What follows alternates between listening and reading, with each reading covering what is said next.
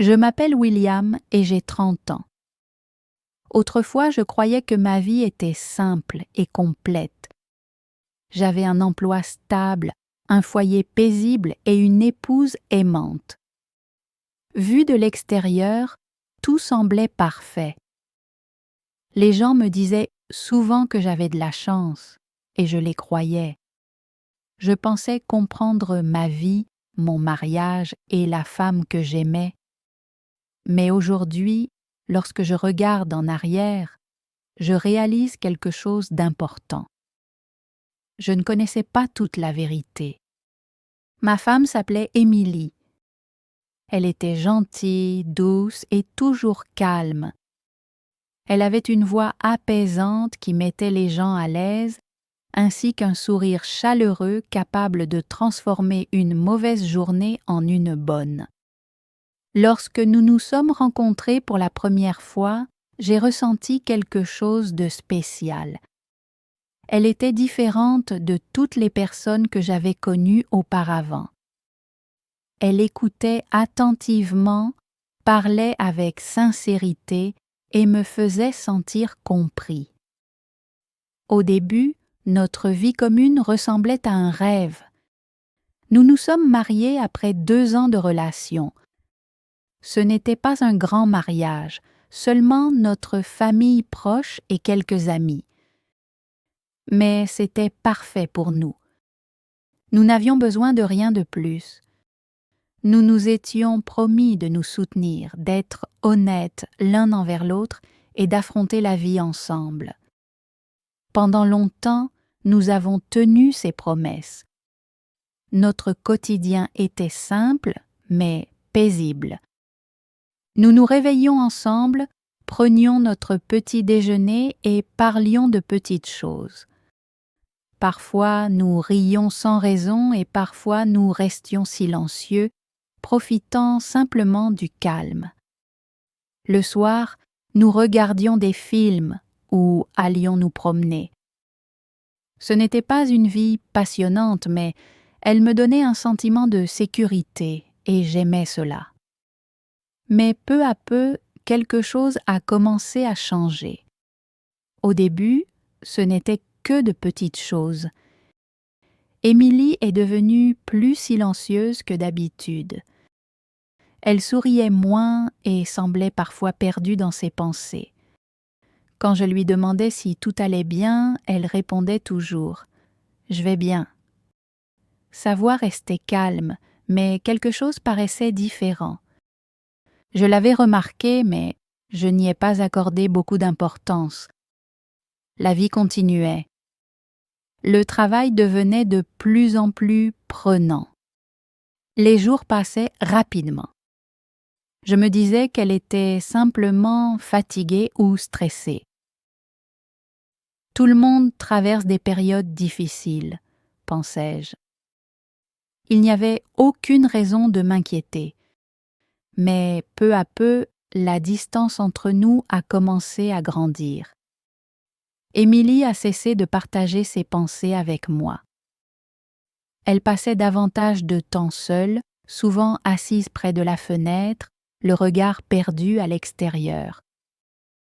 Parfois, je la surprenais en train de tenir son téléphone, lisant quelque chose, puis le rangeant rapidement dès que j'entrais dans la pièce. C'était étrange. La femme qui me racontait autrefois tout me cachait désormais quelque chose. Pourtant, je ne disais rien. Peut-être avais-je peur de la réponse. Un soir, je suis rentrée plus tard que d'habitude. La maison était silencieuse. J'ai appelé son prénom, mais personne n'a répondu. Je suis entrée dans le salon et je l'ai vue assise sur le canapé. Les lumières étaient éteintes et la pièce était plongée dans l'obscurité, éclairée seulement par une petite lampe. Elle m'a regardée, mais son regard était différent. Il y avait de la tristesse dans ses yeux. « Émilie, ai-je dit doucement, qu'est-ce qui ne va pas ?» Pendant un instant, elle n'a pas répondu. Puis elle a forcé un léger sourire. « Rien. Je suis juste fatiguée, » a-t-elle répondu. J'ai hoché la tête, mais je savais que ce n'était pas la vérité. Malgré tout, je n'ai pas insisté. Cette nuit-là, je suis restée éveillée pendant longtemps. Quelque chose au fond de moi me rendait inquiet. C'était comme une petite voix silencieuse qui me disait que quelque chose n'allait pas. Mais je l'ai ignoré. Je voulais croire que tout allait bien. Les jours sont devenus des semaines. Le silence entre nous devenait de plus en plus lourd. Nous vivions toujours sous le même toit, nous dormions toujours dans le même lit, mais j'avais l'impression que nous devenions lentement des étrangers l'un pour l'autre. La chaleur que nous partagions autrefois disparaissait peu à peu, remplacée par quelque chose de froid et de distant. Et pourtant, je ne faisais rien. Je me répétais que cela finirait par passer. Je me répétais que l'amour était toujours là. Mais au plus profond de moi, je sentais la vérité se rapprocher. Puis, un jour, tout a changé. C'était un après-midi calme. Je suis rentrée plus tôt du travail parce que je ne me sentais pas bien. La maison était de nouveau silencieuse, mais cette fois, quelque chose semblait différent. J'ai appelé son prénom. Aucune réponse. Je suis entrée dans la chambre et j'ai remarqué quelque chose d'inhabituel.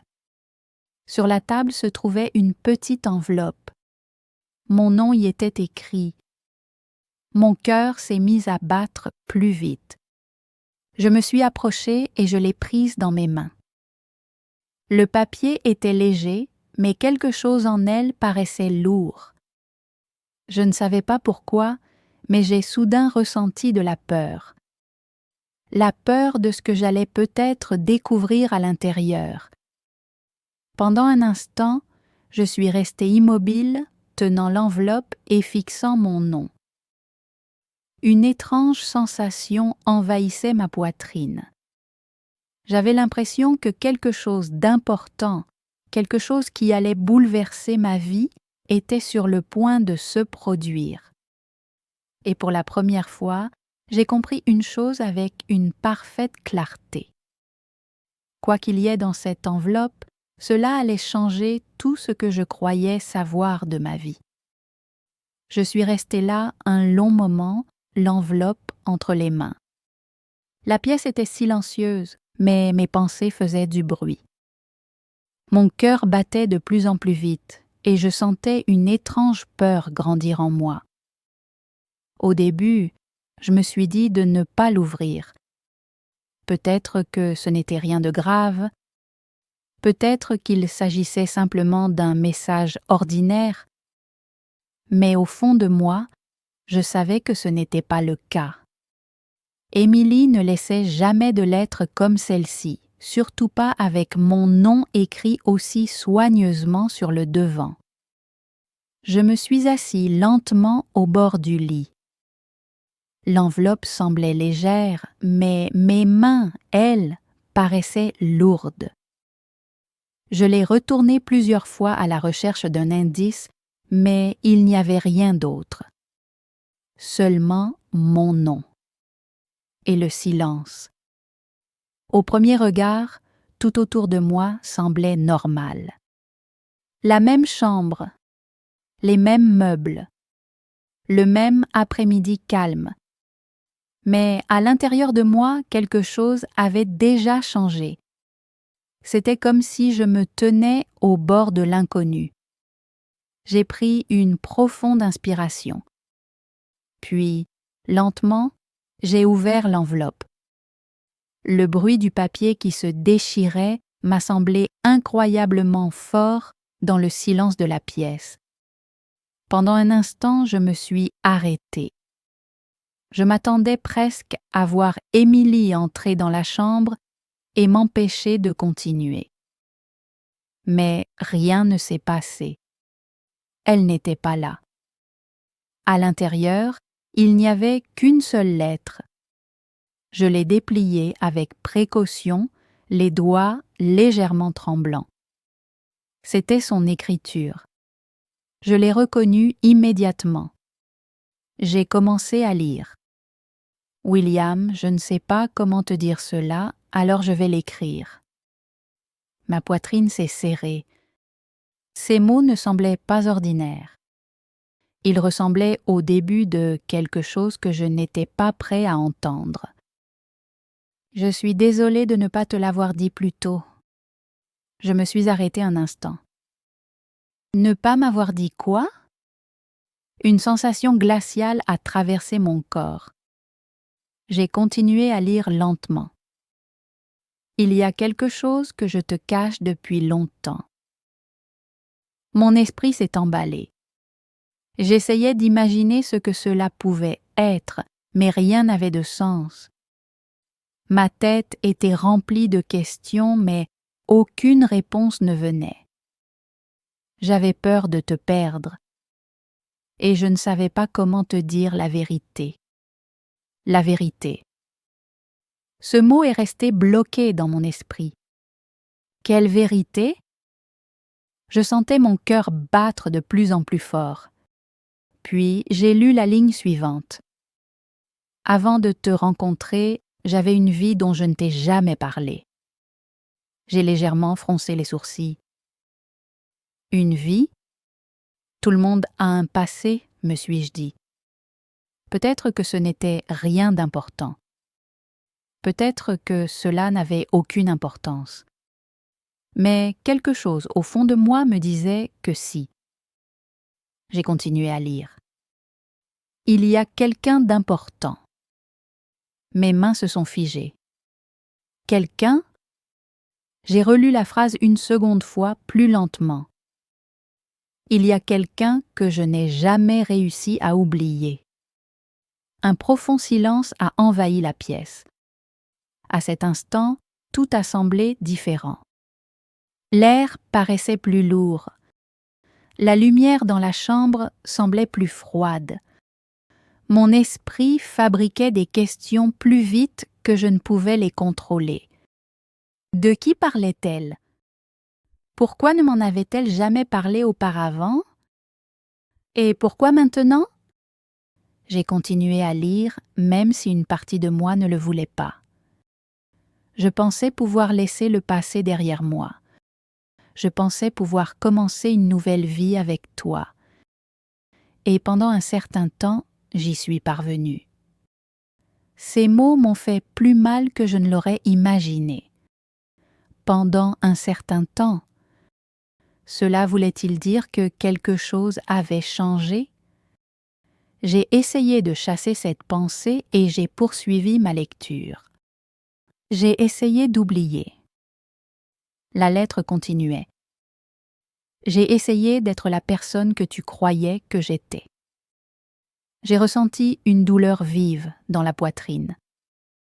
La personne que je croyais qu'elle était. N'était-elle donc pas cette personne? Mes mains se sont mises à trembler davantage. Je ne voulais pas imaginer le pire, mais mon esprit prenait déjà cette direction. Puis j'ai lu la phrase suivante. « Mais la vérité, c'est que je ne l'ai jamais complètement oublié. » J'ai fermé les yeux un instant. Ces mots étaient lourds. Ne jamais l'avoir complètement oublié. Cela signifiait que quelque chose était toujours là. Quelque chose venant de son passé qui faisait encore partie de son présent. J'ai rouvert les yeux et je me suis forcée à continuer. Je ne te l'ai pas dit parce que j'avais peur. Peur que tu me vois différemment.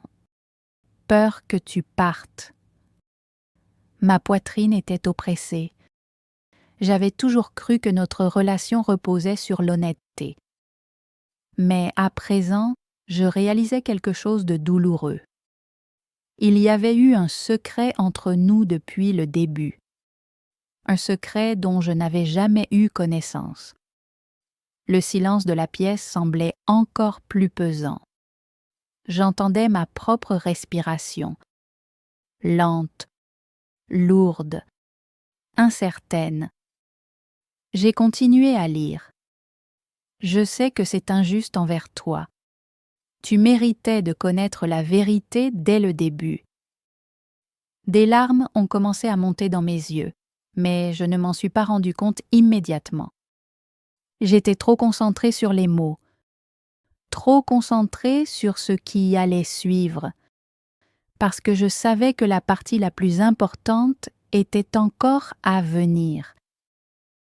Quelque chose au fond de moi me disait que ce que j'allais lire ensuite allait tout changer. J'ai pris une profonde inspiration et j'ai poursuivi ma lecture. Mais à cet instant, une chose est devenue claire. La vie que je croyais avoir, l'amour auquel je croyais, n'était plus aussi simple que je l'avais toujours pensé. Et la vérité commençait seulement à se révéler.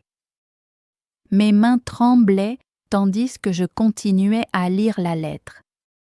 Je sentais mon cœur battre plus fort à chaque mot. Une partie de moi voulait s'arrêter, refermer la lettre et tout oublier.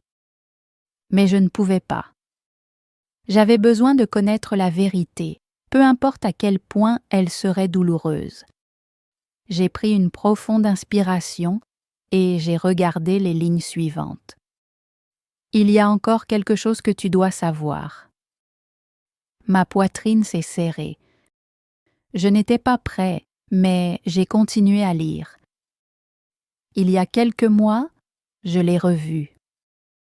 Mon esprit s'est complètement figé. Je l'ai revu.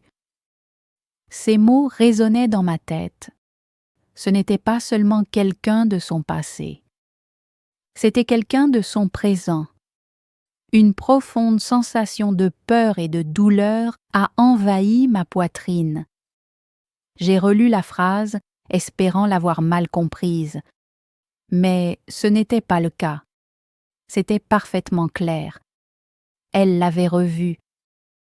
J'ai senti quelque chose se briser en moi. Mes pensées sont devenues confuses et incontrôlables. Quand cela s'était-il produit? Pourquoi ne m'avait-elle rien dit? Qu'est-ce que cela signifiait? J'ai continué à lire, même si ma vue commençait à se troubler. C'était inattendu, écrivait-elle. Je ne l'avais pas prévu. Mais quand je l'ai revu, tout ce que j'avais essayé d'oublier est revenu. Ma respiration est devenue plus lourde. Tout est revenu. Je pouvais sentir le poids de ces mots. Cela signifiait que les sentiments étaient toujours là. Après tout ce temps, ils étaient encore présents. J'ai essayé de l'ignorer, poursuivait la lettre.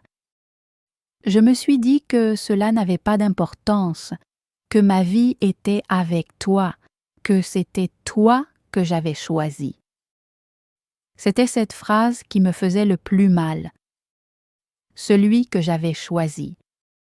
Cela ressemblait à une décision plutôt qu'à un sentiment, comme quelque chose qu'elle devait se répéter pour s'en convaincre. Les larmes coulaient maintenant lentement sur mon visage. Je n'essayais même pas de les retenir. Je continuais simplement à lire. Mais la vérité, c'est que je suis devenue confuse. Ce mot semblait si petit. Confuse.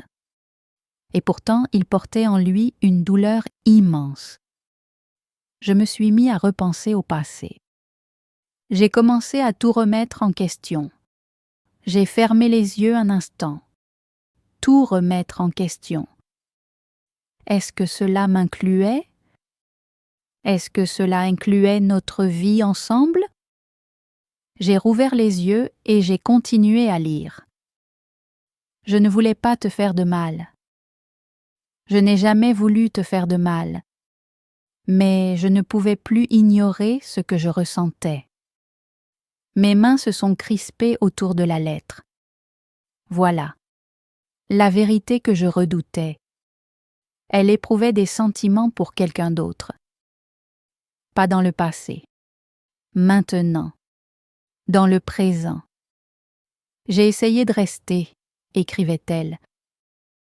J'ai essayé d'être forte, mais chaque jour, il devenait plus difficile de faire semblant. Faire semblant. Ce mot m'a profondément blessée. Notre vie n'était-elle qu'une comédie pour elle? Notre amour n'était-il pas réel? Mon cœur était lourd, comme s'il portait un poids trop grand pour lui. Puis, je suis arrivée au passage qui a tout changé. J'ai déjà pris une décision. J'ai cessé de respirer pendant un instant. Une décision. Quelle décision? Je me suis forcée à lire la ligne suivante. Quand tu liras cette lettre, je serai déjà partie. La pièce est devenue silencieuse. Trop silencieuse. Je fixais ces mots, incapable de bouger. Elle était partie. Pas seulement émotionnellement, physiquement. Elle était partie. J'ai senti mon corps se glacer. J'ai regardé autour de moi comme si je pouvais encore la trouver quelque part, mais elle n'était pas là. La maison était vide, tout comme le vide qui s'installait en moi. Je suis revenue à la lettre, les mains encore plus tremblantes qu'avant. « Je suis désolée », écrivait-elle. « Je sais que cela va te faire souffrir. Je sais que j'aurais dû te le dire plus tôt, mais j'avais peur. » Peur. Encore ce mot. Je ne voulais pas briser la vie que nous avions construite, mais j'ai compris quelque chose trop tard. J'ai avalé difficilement. « Qu'as-tu compris ?» ai-je murmuré, même si je savais qu'elle ne pouvait pas m'entendre. Puis, j'ai lu les dernières lignes. J'ai compris que cacher la vérité ne protège pas l'amour.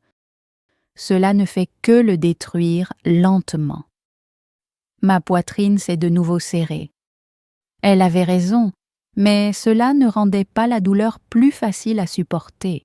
« J'espère qu'un jour tu comprendras », écrivait-elle.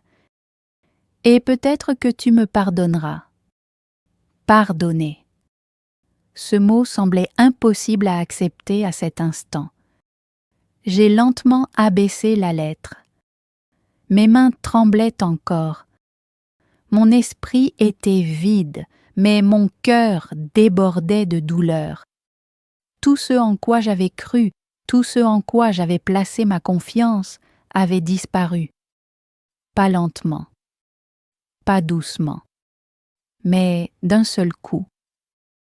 Je suis resté assis là pendant longtemps, le regard perdu dans le vide. Le silence de la pièce semblait interminable. La femme que j'aimais, la vie que j'avais construite, l'avenir que j'avais imaginé, tout cela avait disparu. Et le plus difficile n'était pas seulement qu'elle soit partie, c'était qu'elle m'avait dit la vérité. Trop tard. Je ne sais plus combien de temps je suis resté assis ainsi. La lettre était toujours entre mes mains, mais mon esprit semblait vide. C'était comme si le temps s'était arrêté et que j'étais prisonnier d'un instant qui refusait d'avancer. Le silence dans la pièce paraissait plus lourd que jamais. Au début, je ne ressentais rien, ni colère, ni larmes. Seulement un immense vide silencieux. Puis, peu à peu, les émotions sont revenues. Je me suis levée et j'ai commencé à marcher dans la maison. Chaque coin me rappelait sa présence.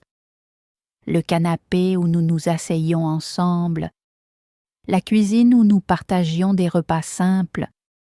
Toutes ces petites choses qui me semblaient autrefois normales étaient devenues douloureuses. Tout était encore là, sauf elle. Je suis retournée dans la chambre et j'ai regardé l'espace vide où elle gardait ses affaires. Tout était clair maintenant. Elle avait préparé son départ. Elle avait pris ce dont elle avait besoin et était partie sans dire au revoir. Et moi, j'étais restée derrière avec, pour seul héritage, ces mots. Au début, la colère est finalement apparue.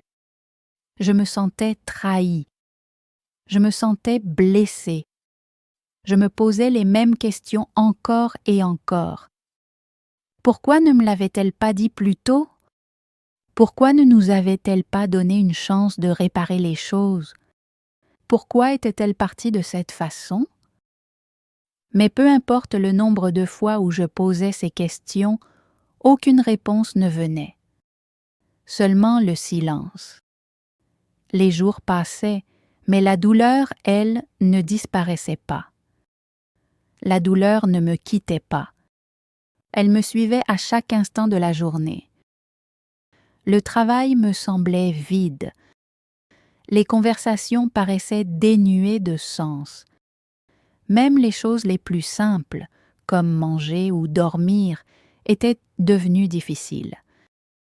Ce n'était pas seulement elle qui me manquait. C'était aussi la vie que je croyais avoir construite avec elle. Mais peu à peu, quelque chose a commencé à changer. Un soir, j'ai repris la lettre et je l'ai relue depuis le début. Cette fois, je ne la lisais plus avec colère. Je la lisais avec un sentiment différent. J'essayais de comprendre. Ces mots n'étaient pas cruels. Ils étaient honnêtes, douloureux, mais honnêtes. Elle n'était pas partie parce qu'elle voulait me faire du mal. Elle était partie parce qu'elle était perdue. Elle cachait ses sentiments depuis longtemps. Elle avait essayé de rester. Elle avait essayé de protéger ce que nous avions construit ensemble. Mais au final, la vérité était devenue trop forte pour être ignorée. Et cette vérité avait tout détruit. Assis là, je me suis rendu compte de quelque chose d'important. Notre relation ne s'était pas terminée le jour où elle était partie. Elle s'était terminée lentement au fil du temps, dans les silences, dans les mots que nous n'avions jamais prononcés, dans cette vérité qu'elle avait eu trop peur de partager. Et peut-être que moi aussi j'avais participé à ce silence. Peut-être que j'avais vu les signes sans vouloir les reconnaître. Peut-être que je m'étais convaincue que tout allait bien parce qu'il était plus facile d'éviter la vérité que de l'affronter. Cette pensée était douloureuse, mais elle était réelle. J'ai pris une profonde inspiration et j'ai regardé une nouvelle fois autour de moi. Cette fois, la pièce me semblait différente. Elle n'était plus vide. Elle était simplement calme. Et dans ce calme, j'ai ressenti quelque chose de nouveau. L'acceptation. Pas une acceptation complète, pas une guérison parfaite, mais un commencement. Je comprenais désormais que l'amour ne consiste pas seulement à rester ensemble. L'amour repose aussi sur l'honnêteté. Il demande de partager même les vérités les plus difficiles, même lorsqu'elles font mal. Car lorsque la vérité est cachée, l'amour disparaît lentement. Émilie est entrée dans ma vie et m'a laissé de nombreux souvenirs heureux. Ces moments étaient réels. Les rires, la chaleur, la complicité, tout cela était réel.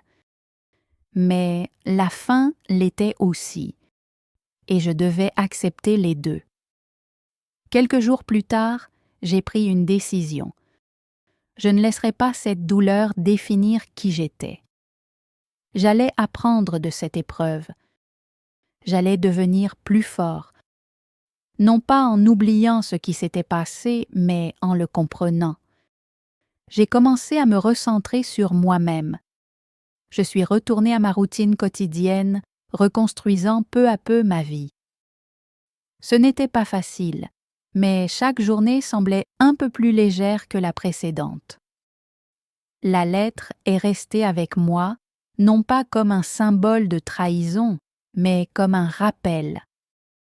Un rappel que la vérité est importante, que le silence peut détruire même l'amour le plus solide, et que parfois certaines personnes partent non pas parce qu'elles ne tiennent plus à nous, mais parce qu'elles ne savent plus comment rester. Aujourd'hui, lorsque je pense à Émilie, je ne ressens plus seulement de la douleur. Je ressens aussi de la compréhension. Elle m'a dit la vérité, mais elle me l'a dite trop tard. Et c'est la leçon que je garde avec moi. N'attendez pas trop longtemps pour être honnête. Ne cachez pas vos sentiments par peur. Parce qu'un jour, il peut être trop tard pour réparer ce qui est brisé. Si vous aimez quelqu'un, dites la vérité. Même si c'est difficile. Même si cela fait mal. Car l'honnêteté peut apporter de la souffrance, mais le silence apporte la perte. Merci d'avoir écouté cette histoire. Si vous avez apprécié cette histoire émouvante en français et que vous souhaitez améliorer votre compréhension orale, votre lecture et votre expression orale, n'oubliez pas de vous abonner à ma chaîne YouTube. Continuez à écouter. Continuez à apprendre. Et je vous retrouverai dans la prochaine histoire.